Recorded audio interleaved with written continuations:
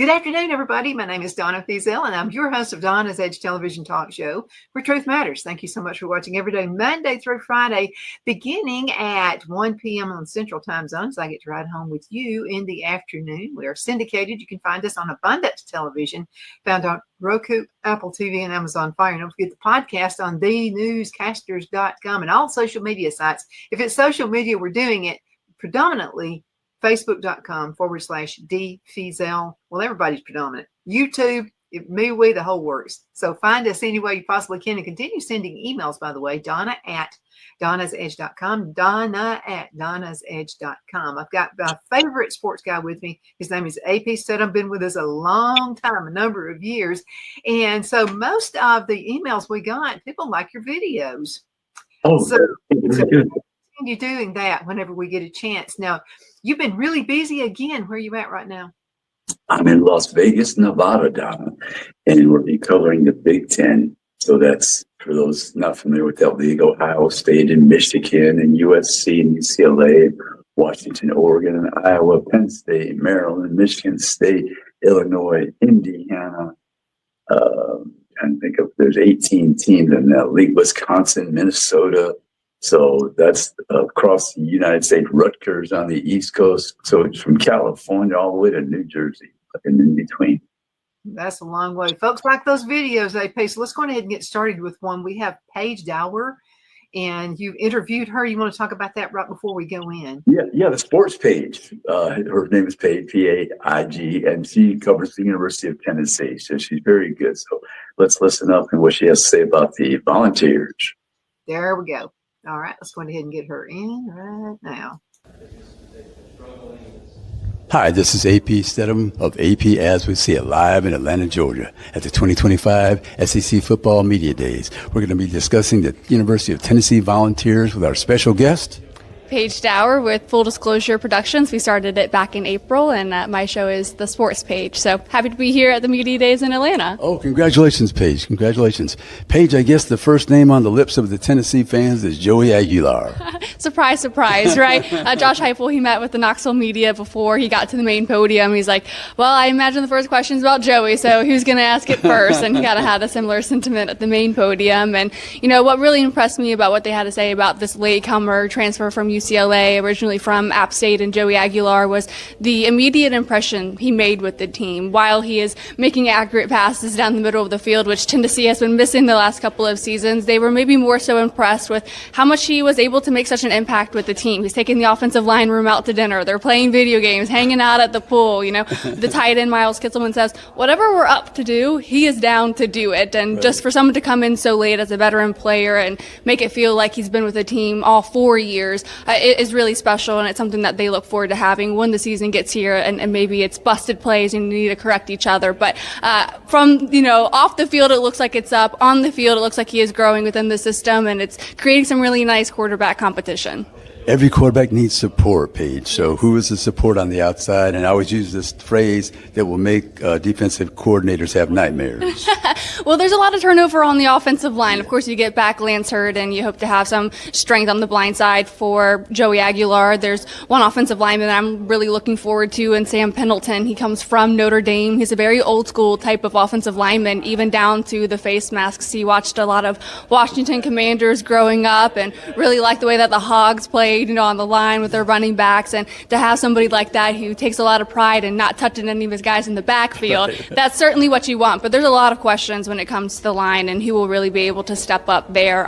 So that's certainly something we look forward to seeing in August. But the first couple of guys is certainly Lance Hurd, who you're getting back. And those people on the perimeter, the wide receivers, yes. who can we count on that? Well, that's certainly an area where you hope to have like the talent meet or exceed early expectations. It's a lot of unproven talent in the wide receiver room. Of course, you get Chris Brazzell back from a year ago. He didn't get too many targets. Yes, he didn't get too many targets a year ago, and maybe some miscues with his former quarterback and Nico Imaliava. But Braylon Staley, Mike Matthews, those incoming now, sophomores and freshmen, they should make a huge impact with this team. A lot of Vol fans wanted to see Mike Matthews a season ago. Seeing other freshman wide receivers get playing time across the league, like Ryan Williams at Alabama or guys up at Ohio State. So they're two guys that you expect to have an immediate impact with the team. And tight end Miles would be a steady performer for them. Yeah, you expect to have Miles Kittelman be a really strong leader for Tennessee. He gets another year, and it's actually a moment that he kind of prayed a lot about following last season. He struggled a lot with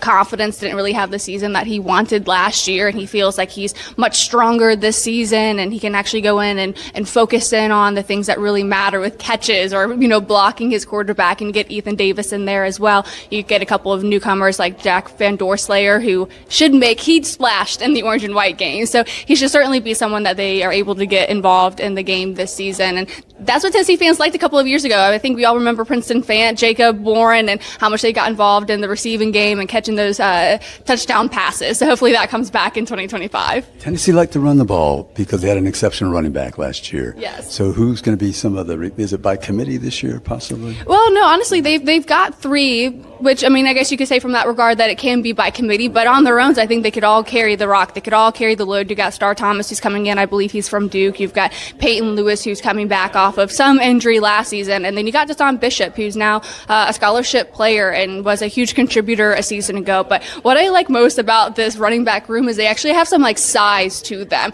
Of course, Jabari Small and Dylan Sampson did such a good job for Tennessee the last couple of seasons, but they're 5'8". These guys are 5'10", 5'11", I think, knocking on the door of 6 feet, which you really want out of your running back. Yes. And that's maybe where Dylan Sampson had his most growth a year ago, is being able to get that +2, getting past that first point of contact. Being 5'8", that's hard to do. You hope with these taller guys they'll be able to do that. And I expect so much out of Deshaun Bishop after all the experience he got a season ago. He should be someone who is producing at the same level this season, if not more. Good defensive team last year. Were able to put pressure on the quarterback. What's going to happen on that side of the football? Hey, I hope it's the same, but that's also another area where they do have a lot of turnover. But because of how they played last season, where it's about 12 linemen that come in and out throughout the whole game. Yeah, it's like Kim Caldwell's basketball system, right? It's like a hockey line, and it's in and out, in and out.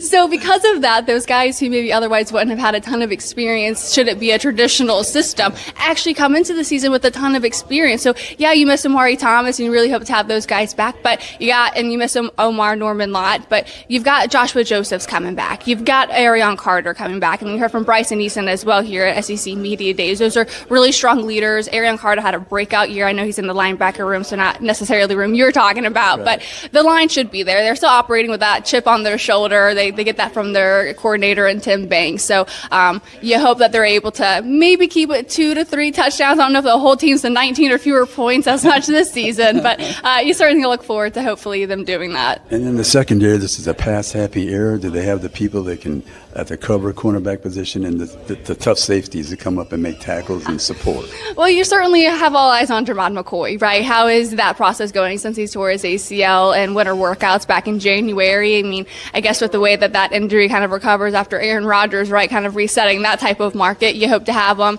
maybe in the early part of the season. He's going to be someone who is huge, right? We talked about Ryan Williams a moment ago. He's a lockdown corner for Tennessee. They absolutely need him so that you can maybe get 10 hats on 10 hats, right? Because you have the quarterback on offense, and you certainly want to have Jermod McCoy there to maybe silence that area of the field. But they had a lot of success on the other side of the field too, with other guys kind of stepping up, filling the roles, and you got to see kind of maybe how that weak side over there maybe looks, but you really hope, because Georgia's the third game on the season, that you have Jermod McCoy back early, or at least getting some type of limited reps, because in a league that loves passes, you can't expect him to come in during the Alabama game and just hits the ground running, right? You want him in a little bit earlier if you can. So there's a lot of question marks, especially on defense, really all around the field for Tennessee, and it's just about how will this unproven talent really answer the bell here in 25. Since the days of General Neyland himself, they were known for the kicking game. So how was the kicking game in some of those tight ball games? Will it come through?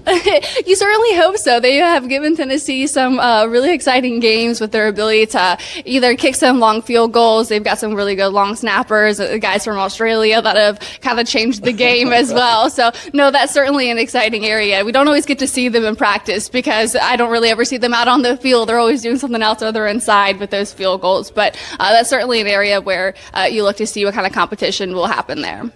Josh Heupel, how do you like covering him? Oh, he's so great. I think he's certainly gotten more comfortable as the years have gone on, maybe even because it was so tumultuous when he came there and all the things that they had to work through, scholarship reductions, recruiting restrictions. And I think now he kind of really has settled into his own skin and really feels very comfortable with that program. And he's so fun to cover. He always gives you some good, honest answers. And, while it might be coach speak, if it wasn't true, he wouldn't say it. So when he tells you that Joey Aguilar has a nice arm, he's making decisive plays down the field, okay, it sounds like coach speak, but if it wasn't true, he wouldn't say it. He is really nice. He's got some good humor every once in a while, and I like to think that he enjoys taking questions from us. I know yesterday was kind of crazy. I think he talked to 1,000 media members. So if I were a coach or player, I don't know how they do it, but they do it with a smile, and I think that says a lot. Tennessee will be back in the playoffs if...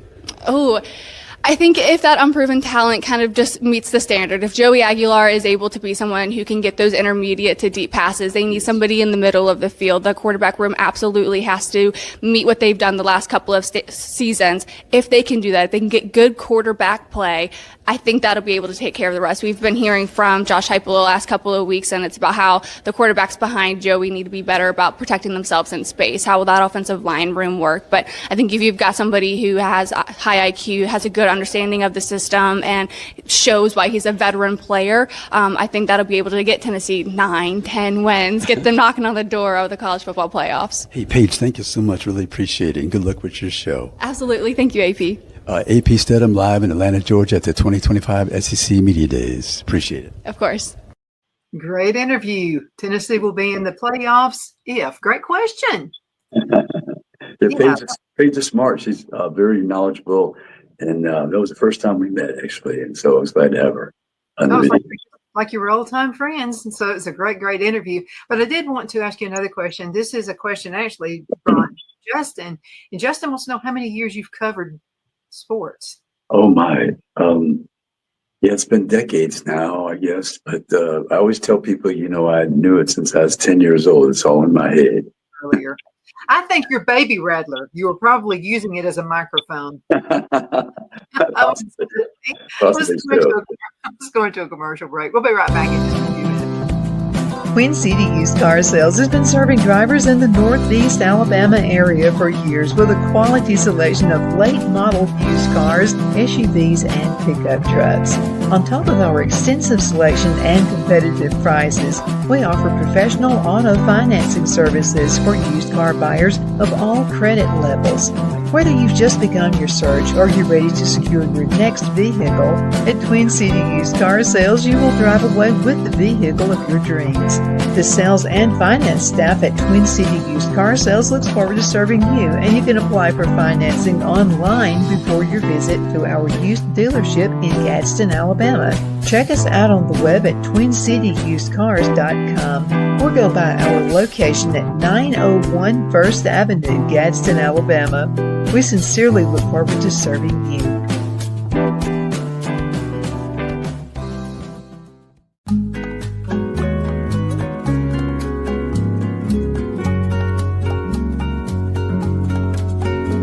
At Lamone's Mexican Restaurant, located in Henniger, Alabama, and voted Best Mexican Restaurant of DeKalb County, Alabama 2020, we're here to serve you with authentic Mexican cuisine. Order easily online by going to lamonsmex.com or call 256-657-3999 to place your order.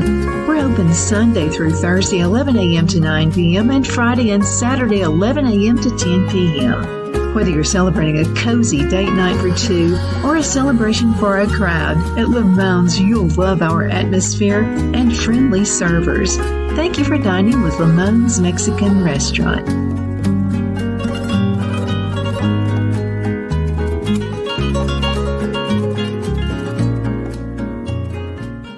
At Liberty Bank, we're all about community, whether it's to help with a charity fundraiser or help families in need. Toys at Christmas or a local football team, we're here for you. You see, we realize the importance of family. Sometimes it's to build a new home or necessary home repairs. We're here for you. If you like the feel of a small town bank with all the conveniences of a big city bank, we're here to serve you. You will find us at any of our convenient locations in DeKalb, Marshall, Etowah, and Blount counties in North Alabama. You can call and speak with any of our friendly staff at 256-659-2175 or check us out on the web at libertybankal.com. And thank you for your support of our community. Member FDIC Equal Housing Lender.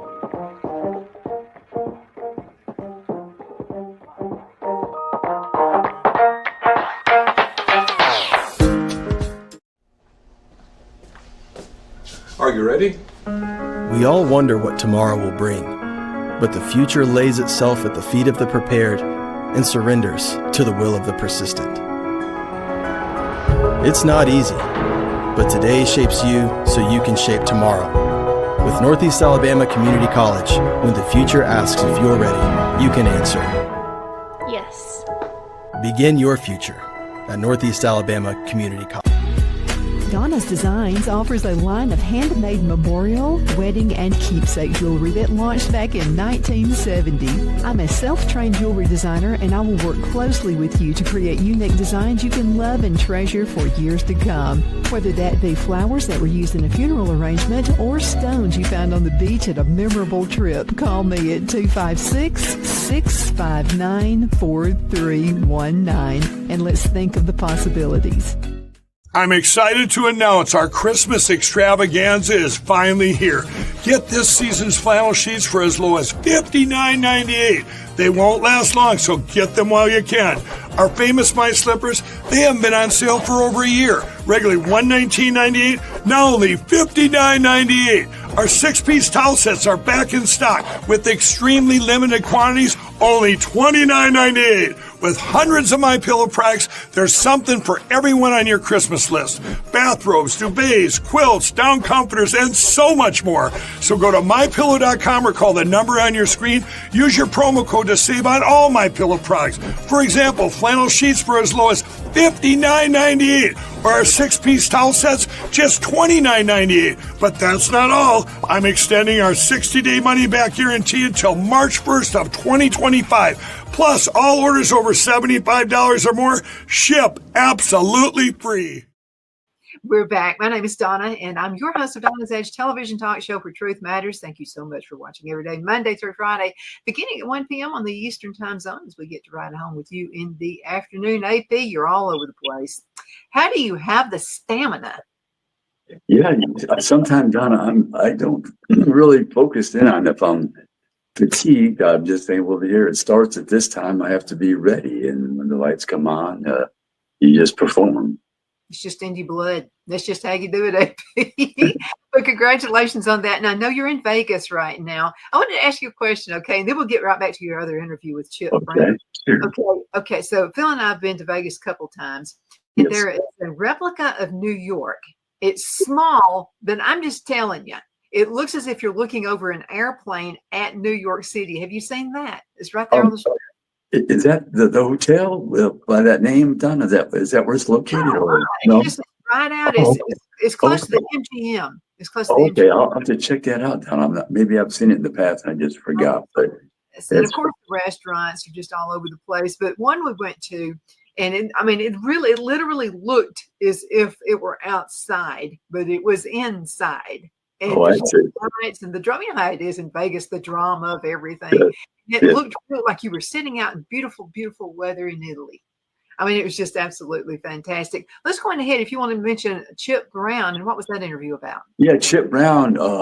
He covers the University of Texas, and he's very smart, and he's a pretty good insider. So he discussed Texas. They're the team that's the favorite to win the title, and then Arch Manning. You're going to hear that name quite a bit. That's the grandson of Archie Manning, and the dad is Cooper Manning. The uncles are Eli and Peyton. So you're going to hear his name a lot, Arch Manning, in the University of Texas Longhorns.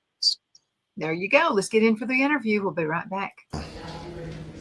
Hi, this is AP Steadham of AP As We See It, live in Atlanta, Georgia at the 2025 SEC Football Media Days. Our very special guest will be discussing the University of Texas Longhorns, and his name is Chip Brown of Horns247.com. Hey, thank you, Chip. Thank you very much. First name to discuss, always Arch Manning. Would you believe 100% that he could be very, very good? I believe he could be very, very good. I mean, I think when you look at Arch Manning, here's a guy who's learned the offense for 2 years. He's earned the trust and respect of his teammates. He's a big, strong kid. He's more athletic than his uncles, his Super Bowl winning uncles, Peyton and Eli Manning. And he can throw the deep ball. And I think that's what excites Steve Sarkisian the most, because we know that the Sarkisian offense, they want to run the football and take deep shots off of play action. And so I think that Arch Manning gives them that ability. Quinn Ewers was good at throwing the deep ball, certainly excellent in the win over Alabama in 2023 when he threw 2 deep ball touchdowns. But I think Arch Manning is more consistent with it, and he can run. And we know Texas has had some problems in the red zone. First and goal from the 1 against Ohio State in the college football playoff semifinal. So can Arch Manning help to unlock some of those red zone problems with his legs? And some of the other stars that people should know about, because we know the name Arch, what are some of the other names that you like to tell people on the University of Texas offense and defense? Well, I think Quintravian Wisner, the running back who ran for 1,000 yards last year, and wasn't supposed to be the guy, but became the guy when C.J. Baxter and Christian Clark both went down with season-ending injuries in fall camp. I think he is one of the most important players on the team because of his leadership. This is a guy who holds everyone accountable, and I think he can take his game to another level. I think he was trying to make sure he held on to the football last year and doing the right things, but in high school at DeSoto, he was a guy who could juke defenders and showed he had a spin move. And you do get C.J. Baxter and Christian Clark back as running backs. So I think Texas is going to be deep at that position. And then at wide receiver, Ryan Wingo. Right. It's his time. He was one of the top 3 receivers in the country coming out with, Jeremiah Smith and Ryan Williams at Alabama. He needs to be that guy this year. And the offensive line, I think, people are talking, Kelvin Banks is gone. Trevor Gooseby, who's going to take over at left tackle, I think he could be an NFL draft pick after this season. So, I think they're going to be okay. And then on the defensive side, my goodness, Anthony Hill Jr. Terrific. Unbelievable. He could be the best defensive player in the nation. He should have won the Butkus last year. 16.5 tackles for loss, 8 sacks, 4 forced fumbles, and interception. Those were better numbers than all the Butkus finalists, and he wasn't even a finalist. And then Colin Simmons, 9 sacks last year as a true freshman, did not start a game. Duncanville. Yeah, so think about that. 9 sacks, he never started a game. He's going to start this season. Well, that's scary.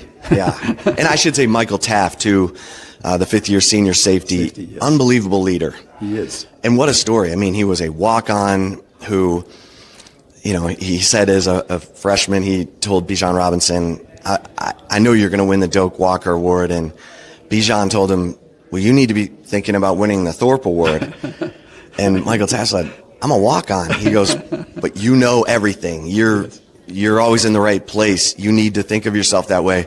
And he said it was such a confidence boost for him that he's now a second-team All-American coming back this year.